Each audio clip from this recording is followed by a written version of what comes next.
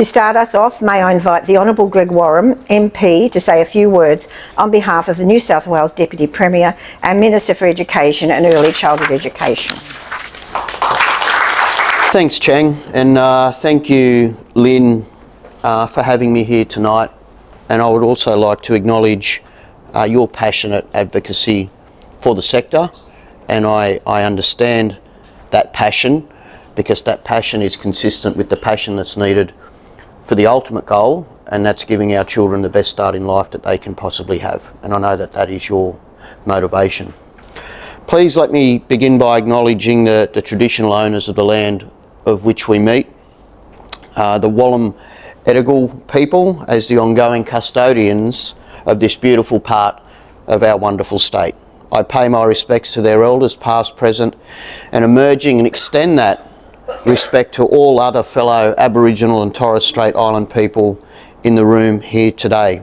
Thank you, Michael, for hosting tonight, along with Lynn, and again for having me along. I'd also like to acknowledge Chang, who's worked very hard to bring it all together. Thank you very much, Chang, as well as Sharon and Mark from the department, and your ongoing hard work and commitment to the sector from a departmental perspective. But most of all, I want to acknowledge and thank all of you, the stakeholders and the people who are working day in, day out for this very important sector to ultimately achieve what I mentioned before that Lynn advocates for. You are the people on that front line every day, making sure that our children are getting that early learning and education that will be the foundation for their lives. I say that as a dad of two kids who both went to the Cuddly Koalas Childcare Centre in Currans Hill. It wasn't just a childcare centre, it was a place where they went to learn and learn the things. My eldest son has cerebral palsy, so that specific care was invaluable for me, Bailey, and his mum. We would have been lost without the support that we got in that really early time of Bailey's life. But these events are important for so many different reasons. It's the opportunity for the sector to come together, to network, support one another and maintain an open dialogue on your efforts to give our youngest learners the best possible start in life. I think it's a place and a time for you to come together, exchange ideas, talk about the challenges, but most importantly, in my position, there's challenges no matter what sector you go to throughout communities and society, but we need solutions. We need to work out how to navigate through those challenges, embrace those challenges and turn them into opportunities and solutions. And that's where my focus is as Parliamentary Secretary. I know that's where the government's is, the department, and indeed my good friend Prue Carr, who I of course bring with me her apologies, who is at another event tonight. I've had a number of discussions before my contribution now, and it is all taken on board. Many of them I was aware of, but to hear it firsthand from people who are navigating those challenges every day is something I truly appreciate and indeed is vital. There's no substitute for quality early learning, and you all know that better than me, particularly when it comes to giving our young people the best chance to thrive throughout their lives. It's a time when children learn the most fundamental skills they need for success in education and life. Skills like to hold a pencil, to write their first words, and learning how to socialise with their peers, learning how to come together as a team, work with other people, respect, something so important through our education system. All of these things are learnt at your facilities and taught by your sector. And I say your sector because yous are the patrons of that sector. I'm privileged to represent and serve you in the New South Wales Parliament with my colleagues, but at the end of the day, I know that I speak on behalf of Prue and my colleagues. What matters most to us is what matters most to you, because it is what you're saying and what you're doing every day is what will guide us in our policy projection into the future. We've been in government for just over a year, and I will elaborate further on some of those things, but please don't think when I talk about the initiatives that the government's doing that we've addressed every issue. That's just not the case. We know that we've done some very positive things in our first year and a bit, but we know there's just so much more to do, and there'll be no rear vision mirror looking stuff, and there certainly won't be any foot taken off the accelerator. And I know that I speak on behalf of all my colleagues when I say that. I'd like to focus on some more specific points, and it is a bit detailed, so I apologise if I do go a bit longer than I was timeline, Lynn, but I think given the points that have been raised, it's important that I highlight them. I'll be touching on workforce, health and development checks, child safety and universal preschooling. We're serious about bringing passionate workers into the fold and in ensuring that they feel supported and uplifted in the crucial work that all of you do right throughout the whole sector. We don't have an inequitable view on the sector. We see every educator teaching our children as important as the other. I know that I do acknowledge the skills shortage, and I will go into that a bit further, and Lynn touched on that before very passionately.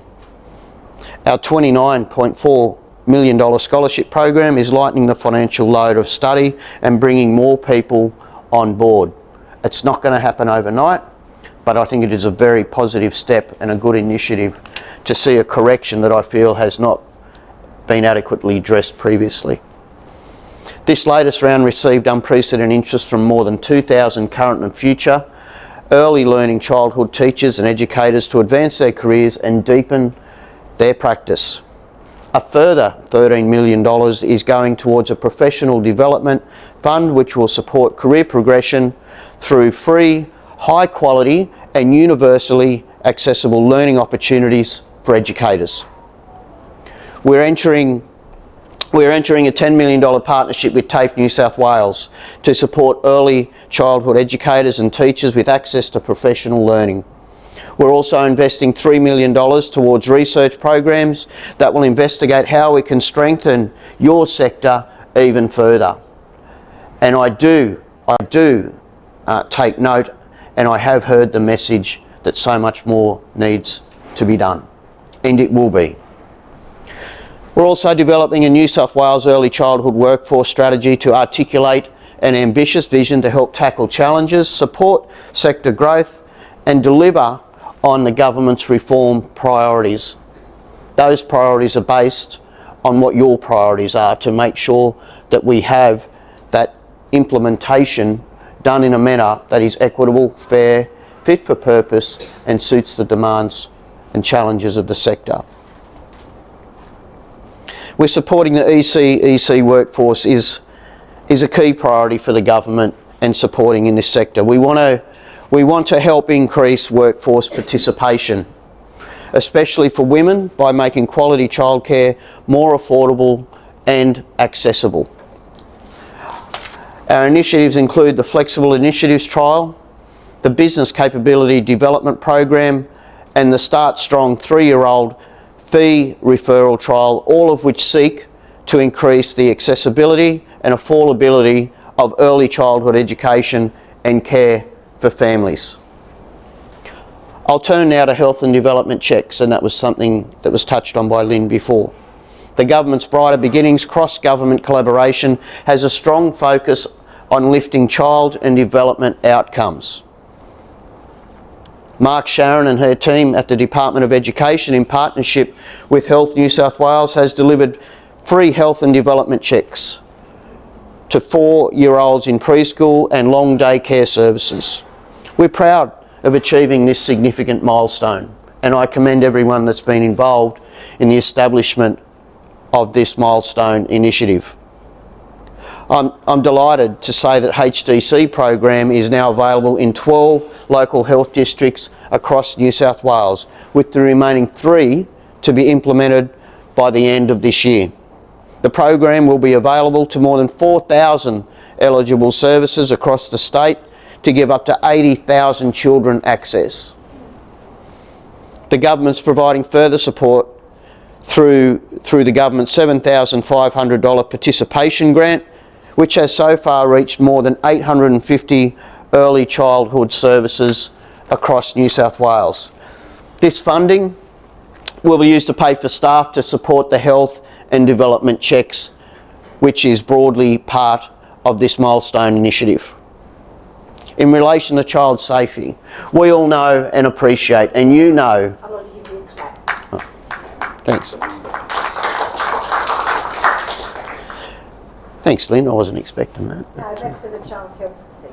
Oh, yeah. No worries. As all of you appreciate, child safety and wellbeing is paramount for all governments and services, for every community. And you guys know this better than everyone because I know it's your priority each and every day. At the request of the Australian Government, the Australian Children's Education and Care Quality Authority has reviewed child safety arrangements under the National Quality Framework.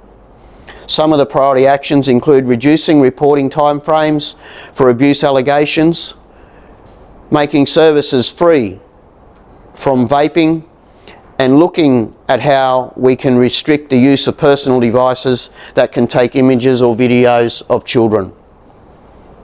Education ministers met in February this year and agreed in principle to the review's recommendations subject to the expert advice, consultation and regulatory impact assessment. I know that New South Wales is working with everyone at that table and other jurisdictions to ensure that we can respond effectively to these recommendations.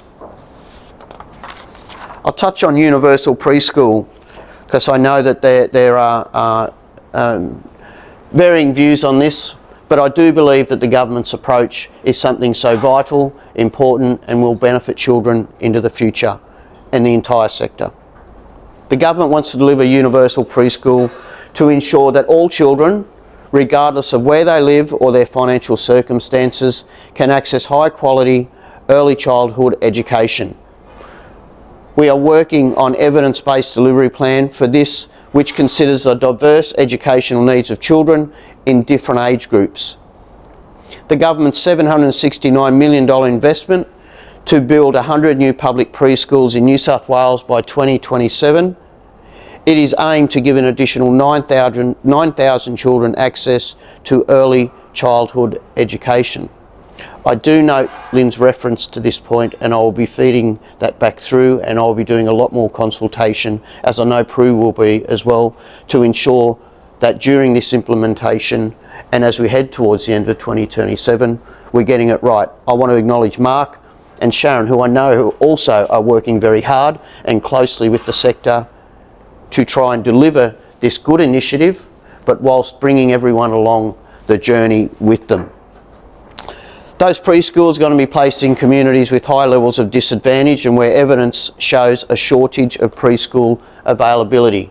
And I can say that as the member for Campbelltown as well. I'm not sure if anyone here is from Campbelltown. Yeah.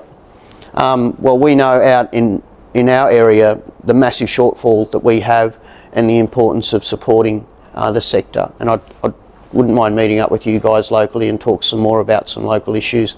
If you could reach out to my electorate office, please. The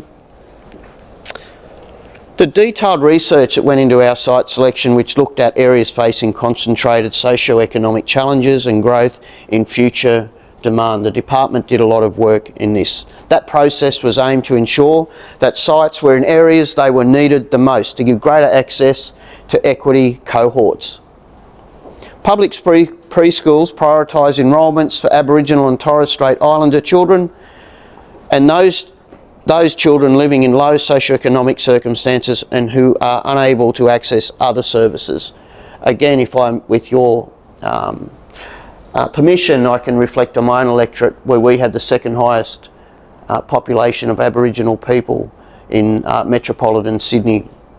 That sort of fluctuates between Campbelltown and Blacktown now. It's no longer Redfern because of some of the redevelopments that have gone on in there, but it long stood as the primary place for the highest population of Aboriginal communities as well as children. We do value the diversity of the ACECQA sector and the unique role each service plays in meeting the needs of children and families across the state.